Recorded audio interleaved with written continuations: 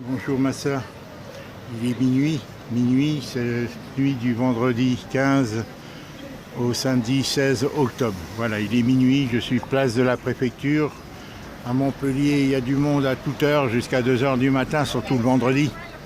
Ma grande sœur, je viens de t'envoyer une petite vidéo pour te montrer. Là, cet après-midi, il y avait la restauratrice qui a son restaurant qui donne sur l'entrée de l'immeuble d'André.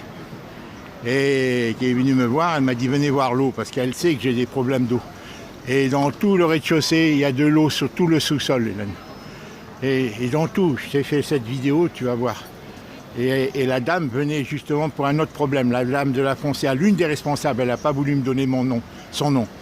Voilà, donc Hélène, à tel point que maintenant j'en suis à me demander vraiment si c'est pas une facture d'eau qu'ils essaient de te faire endosser, qui était une aubaine, parce que Hélène, tout l'immeuble, même devant l'appartement, il y a de l'eau partout. Même la présidente, le mari de la présidente du syndicat, la présidente du conseil syndical, qui représente les copropriétaires aux assemblées générales du syndicat, de l'immeuble, eh bien, il est venu me dire en 2020, elle me l'a dit, le 6 septembre, quand ils sont venus le soir tambouriner à ma porte. Ils sont venus me le dire. Alors, qu'est-ce qu'ils en savaient? Et moi, maintenant, de plus en plus, je me dis, Hélène, jamais ils auraient pu porter plainte contre André, même si c'est à toi qui devais faire payer. Parce que André est malade, dans l'état où elle était, si tu passais au tribunal en disant c'est ma sœur, ils l'ont pas prévenu et tout. Mais les juges, même les plus pourris, auraient eu du mal à leur dire de... Tu comprends? Ils auraient eu du mal à te dire de payer. Tu comprends? C'est pour ça qu'ils n'ont pas présenté la facture à André à ce moment-là.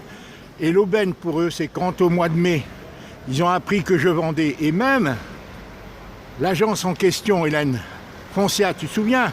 Hélène, il me suppliait de lui donner l'affaire. Il me suppliait alors qu'elle était encore dans l'autre brissée, tu vois. Il me téléphonait et tout, il me disait, voilà. Et j'ai fini par lui donner, puisque c'était le syndic de l'immeuble. Il est agent immobilier d'un côté, lui il est agent immobilier, mais le syndic c'est d'autres bureaux.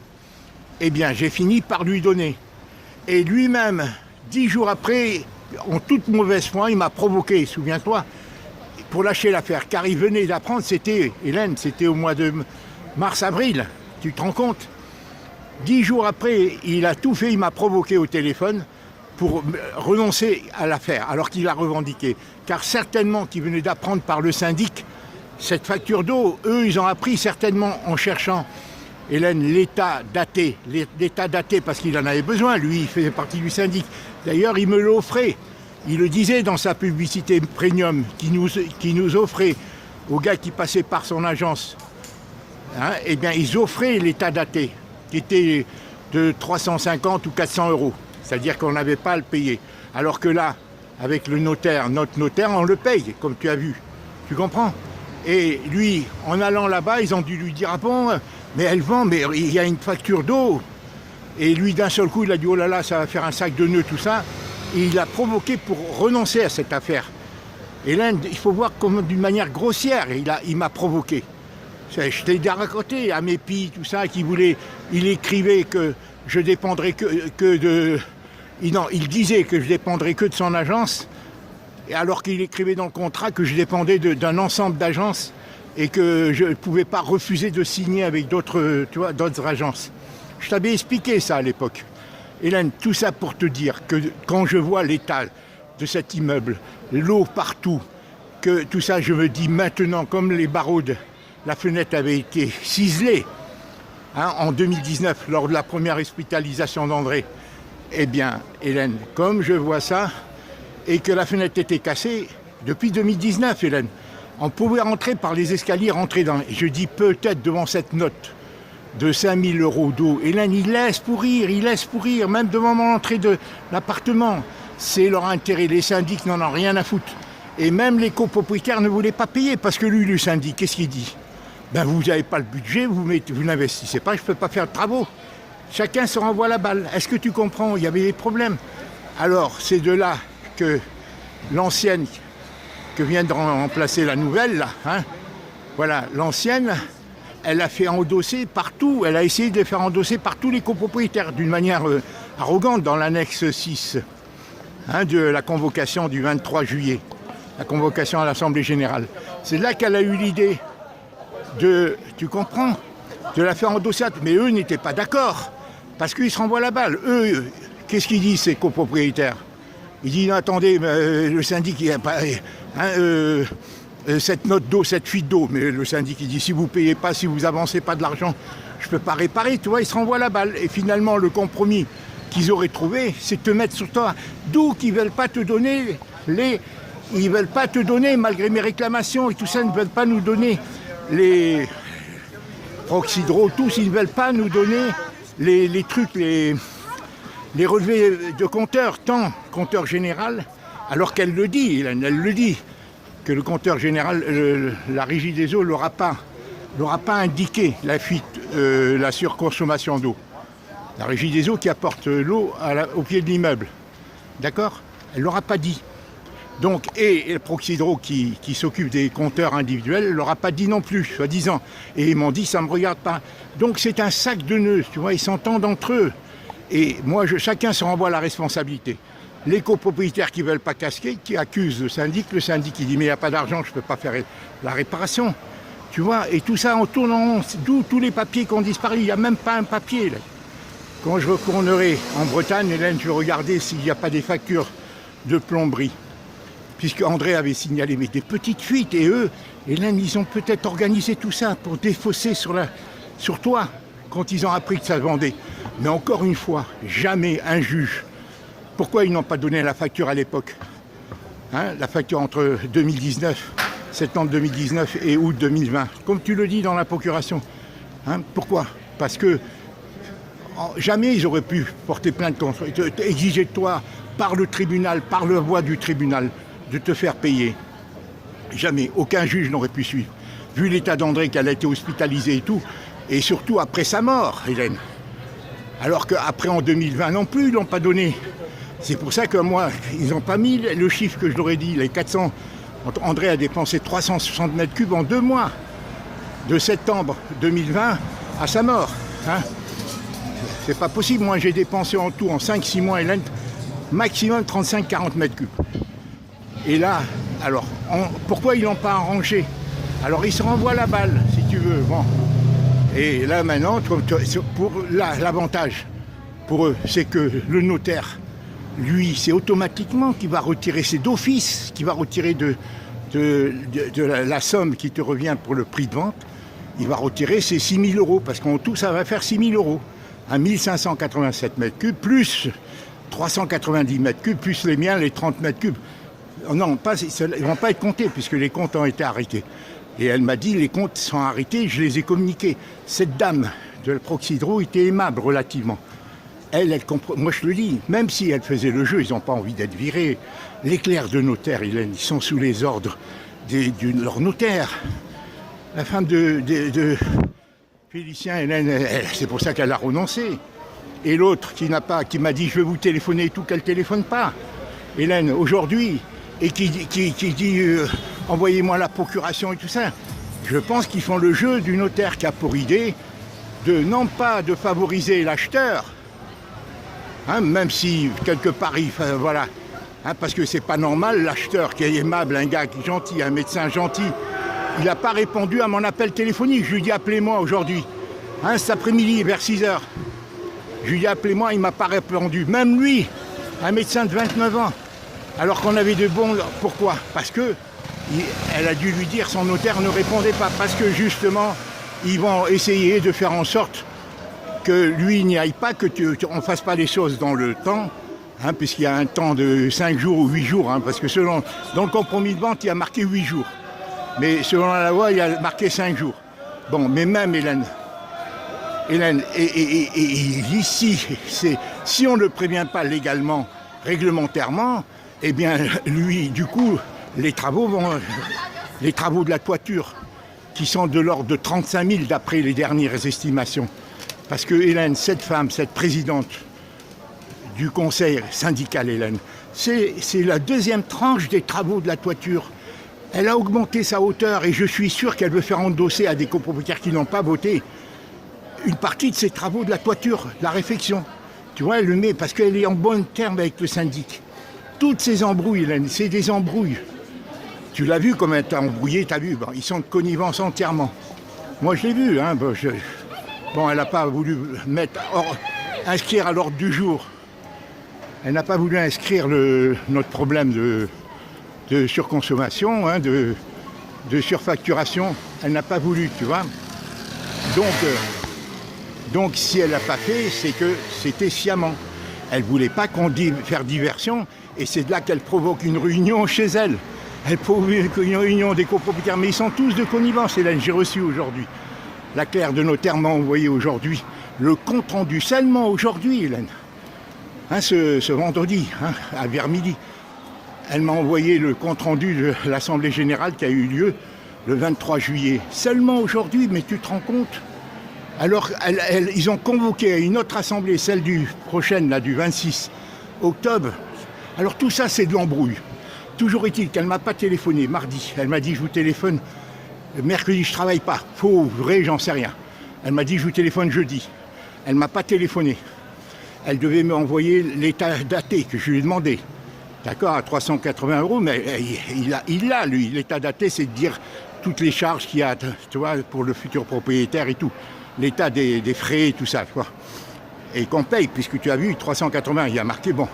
Nous, on l'a payé 299. D'ailleurs, dans l'appel de provision, il y est 299 en bas, qui t'ont envoyé de 6300 dont il est question, Hélène, dans ta procuration. Il y est écrit 299 provisions de dossier ou quelque chose comme ça, hein. D'accord, constitution de dossier pour la vente et tout, c'est ça. Il n'est pas marqué état daté, mais c'est ça. Donc tout ça, Hélène, ils sont complices. Les notaires, les clercs de notaire ont peur. Ils agissent sur l'ordre. Tu penses bien que, je crois savoir, Hélène, que dans la ville où travaille la femme de Félicien, de notre fils, de mon fils, tu penses, je crois savoir qu'il y en a deux agences. Deux agences qui sont immobilières. Alors, tu penses bien que ces notaires, ils leur apportent les clients, c'est leur portefeuille, Hélène. C'est eux qui leur apportent des clients. Alors automatiquement, ils cherchent à leur faire profiter et faire annuler. D'où le premier compromis de vente où ils nous disent ce que j'ai fait effacer, Hélène à Kiomi, c'est le premier compromis de vente où ils nous disent qu'on s'engage à rembourser, une reconnaissance de dette envers le syndic de 5 000 € de l'eau. Mais en réalité, il va y avoir 6 000 € avec les 400 mètres cubes d'eau supplémentaire, tu vois, qu'il va y avoir pour l'année 2020-2021, que je viens de communiquer. Alors tout ça, Hélène, c'est de l'embrouille. Il n'a pas répondu, le médecin. Elle ne m'a pas téléphoné. Est-ce que tu as envoyé, Hélène, la procuration? Sinon, il faut qu'on rentre en correspondance rapidement, le plus vite possible, avant lundi matin en France, pour lui envoyer à elle directement. Toi, tu lui envoies, prépare le fax, et voilà. Et peut-être même l'envoyer directement au médecin, avec la procuration, Hélène. Tu l'envoies avec la procuration, le pouvoir, hein, que tu me donnes à moi, une à moi que tu m'envoies. D'accord? Une à moi que tu m'envoies, et une que tu enverrais au médecin. Et une que tu envoies à madame, à la clerc de notaire, en disant, voilà, soumettez le dossier à l'acheteur qui choisisse. Ou c'est nous qui le représentons, comme c'est dit, c'est-à-dire où c'est nous qui nous désigne. Et il nous dit, à l'ordre du jour, qu'est-ce qu'il faut voter dans les points qui le concernent, parce qu'il y a des points qui ne le concernent pas. Tu comprends? Seulement le point où il peut y avoir des travaux. Et les travaux seulement ceux qui sont inscrits, prévus dans l'ordre du jour. Hein, Hélène? Il ne faut pas qu'ils en inventent d'autres. Hein. Comme notre dossier, ils n'ont pas voulu l'accepter, il n'est pas mentionné, elle ne veut pas que j'intervienne, hein, pour défendre notre dossier. Bon, ça, tu l'as complètement désarçonné. Donc, voilà, alors lui, maintenant, il se dérobe. C'est exactement ce que tu m'as dit ce matin. Ne te fie pas à eux, médecin ou pas médecin. Il n'y a plus de morale aujourd'hui, il n'y a plus rien. Et tu as raison, puisque alors qu'il était aimable et tout, je lui téléphone, il n'y avait aucune raison. Il n'a pas répondu, Hélène. Il ne m'a pas appelé, parce que certainement, il veut jouer sur le temps, les délais réglementaires pour l'aviser, pour qu'il donne la réponse. Alors on verra là, d'ici là. Soit dit en passant, Hélène, les 21 jours exigés ne sont pas dans le compte. Ils m'ont signifié le 6. Le compte des 21 jours commence le 7 octobre. Et le 7 octobre plus 21 jours, ça fait le 27. Et non pas le 26. Donc, c'est pas légal. Si je n'y vais pas, et ça, il faudra qu'on y réfléchisse, c'est après l'Assemblée générale aura lieu, mais toutes les décisions qui ont été prises peuvent être annulées. C'est ça que la loi dit. Toutes les décisions, s'il y a une raison d'illégalité du fait du délai, des carences de délai, hein, c'est-à-dire au lieu de 21 jours, c'est 20 jours, hein, qui m'ont prévenu, parce qu'il l'avait, Hélène, la présidente du conseil syndical, elle l'avait, mais il n'avait pas rédigé complètement. Tu sais, quand ils ont fait ce truc transitoire, et quand elle t'a envoyé cet ensemble de courriels échangés entre elles, le directeur administratif et la gestionnaire, la nouvelle gestionnaire, et qu'elle dit « Dites-moi si vous l'avez reçu ». Je n'ai pas répondu, parce qu'elle voulait gagner le jour qui manquait, parce qu'ils l'ont envoyé que le 5. Mais moi, le 4, j'étais chez elle, elle pouvait les mettre, la procuration, ces 2 pages. Elle n'a pas voulu, pour ne pas faire diversion, parce qu'elle, son but. Il n'y a pas seulement l'histoire de l'eau, elle joue le jeu du syndic. Parce que moi, 2 fois, elle l'a défendu. Elle n'a pas voulu, elle était très en colère quand je suis allé chez elle. Je l'ai déjà dit tout ça. Hein. Elle était très contrariée par ta procuration. D'accord. Voilà. Elle tend des pièges, tu as vu tout cet embrouille là d'échange de... Hein, le 6, là, d'échange de mails, hein, te dire elle m'a dit ça, je lui dis ça, voilà. Bon. Entre elle et les gestionnaires de la Foncia et le directeur. Hein, tout ce cinéma, on n'a plus de syndic. Après, non, d'un seul coup, il revient. Il y avait que 2 syndics, le 28, dans les courriels du 28 septembre. Et d'un seul coup, il revient dans les comptes. Il redevient parmi les candidats. Il revient parmi les candidats. Tout est la mise en scène. Voilà, ils ont le pouvoir, ils font ce qu'ils veulent, ils abusent. C'est un viol, c'est tout ce que tu veux. Hein, voilà, mais c'est ainsi. Notre pays, il est ainsi fait, Hélène. On le voit dans le Covid, on le voit dans tout ça. Voilà. Je ne vais pas aller plus loin, j'aurai du mal à télécharger. Je vais essayer de te l'envoyer. Surtout, dis-moi si tu dois être prête pour que lundi matin, à 9h en France, toi, tu agisses dès 9h, 10h du matin, que tu l'envoies. Est-ce que tu peux l'envoyer recommandé par la voie électronique, par un boîtier ou autre, directement au médecin? Je t'envoie, si tu veux, je t'envoie le pouvoir, hein, pour donner une que tu m'envoies à moi. Mais celle-là, tu n'as pas besoin de l'officialiser, hein, tu me l'envoies comme ça, tu mets ta photo de passeport, tu écris, tu signes en bleu, hein, pas en noir, hein, que ça se voit sur la photocopie. D'accord, tu signes en bleu comme tu as fait, tu fais la photo de ton permis de conduire et tu l'envoies. Parce qu'elle, c'est pas normal, Hélène, la clerc de notaire, qu'elle te dise à toi de signer, alors qu'elle sait, elle m'adresse à moi. Pourquoi elle passe par toi? C'est pour faire diversion, c'est pour gagner, c'est dilatoire, c'est pour gagner du temps, Hélène. Elle est sur ordre, elle agit sur ordre. C'est pour ça qu'ils ne répondent pas au téléphone. Tu as déjà vu, je n'ai rien fait, je suis gentil avec eux, je suis poli, je leur explique seulement la situation. Hélène, pour qu'ils soient neutres, pour qu'ils comprennent notre souffrance, qu'ils comprennent. Alors qu'elles, elles sont bloquées, elles ont une conscience, hein. Mais elles n'ont pas envie de perdre leur emploi, pas plus la gestionnaire de la nouvelle gestionnaire de la Foncia.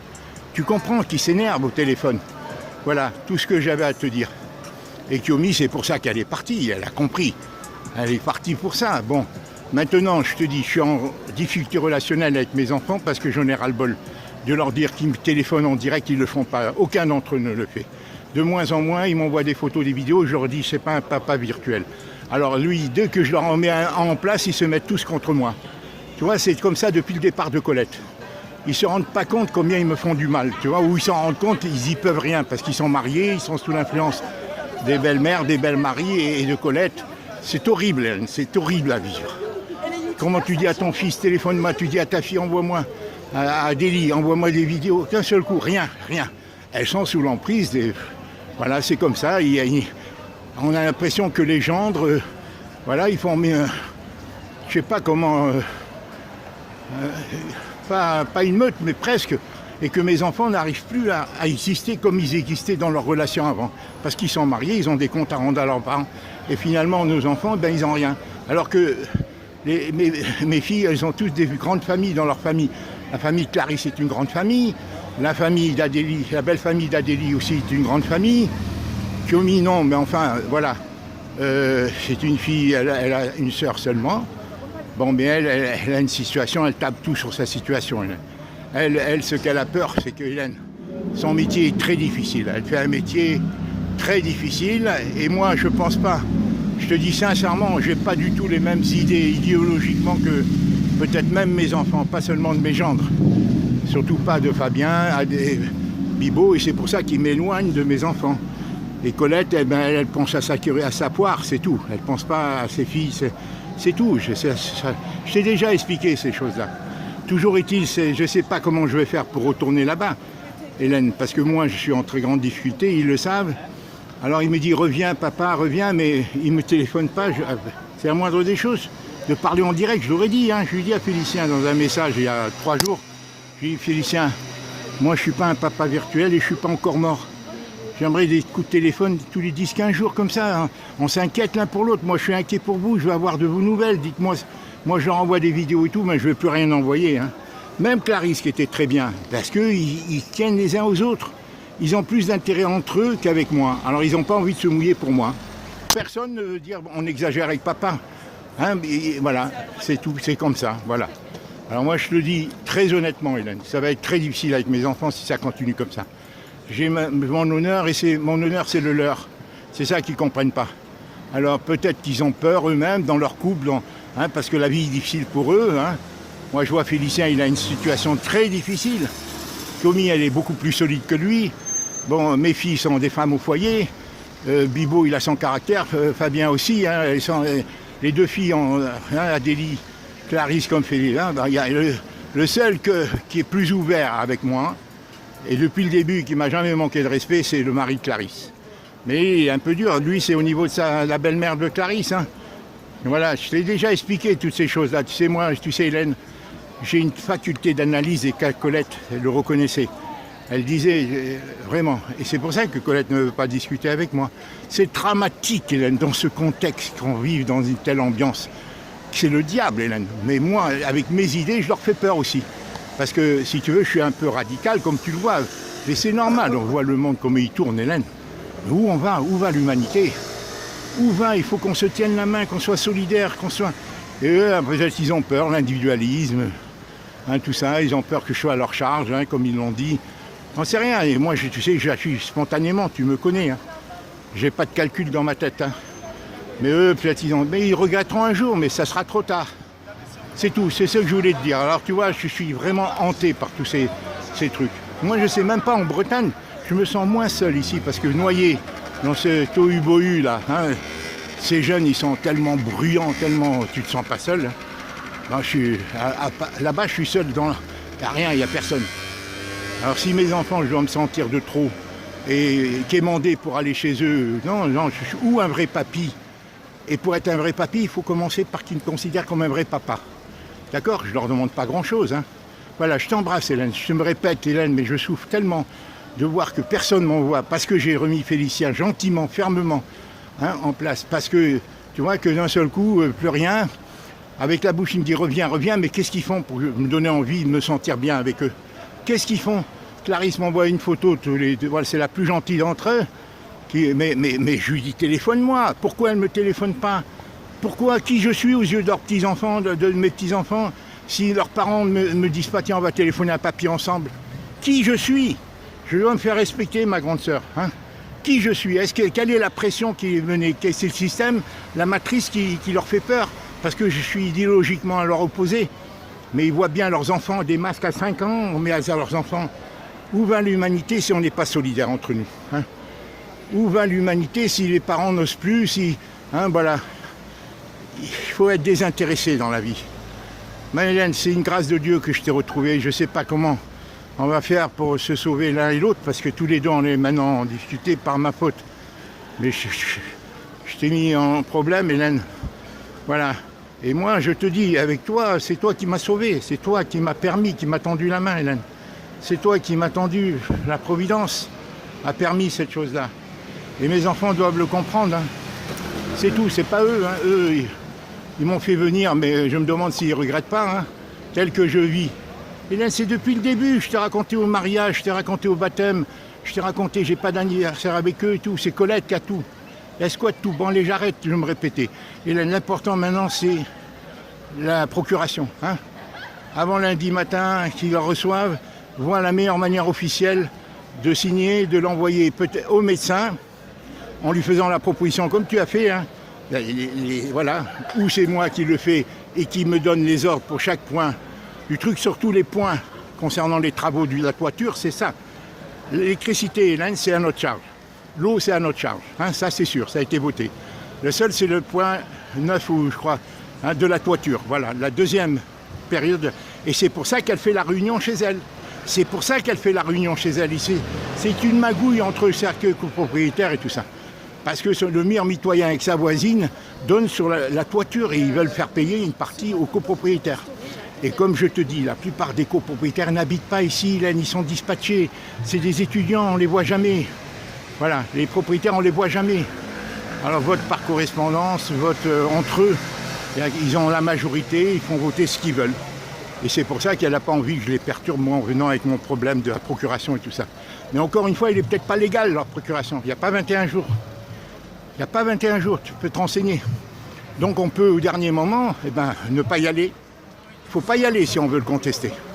Il ne faut pas y aller et après contester. Toutes les décisions peuvent, s'il n'y a pas les 21 jours, c'est légal. Il faut se renseigner, il y a 20 jours. Entre le 6 que je l'ai reçu, c'est à partir du 7 qu'on compte. Et 7 plus 21, ça fait, Hélène, ça fait 27, le 27.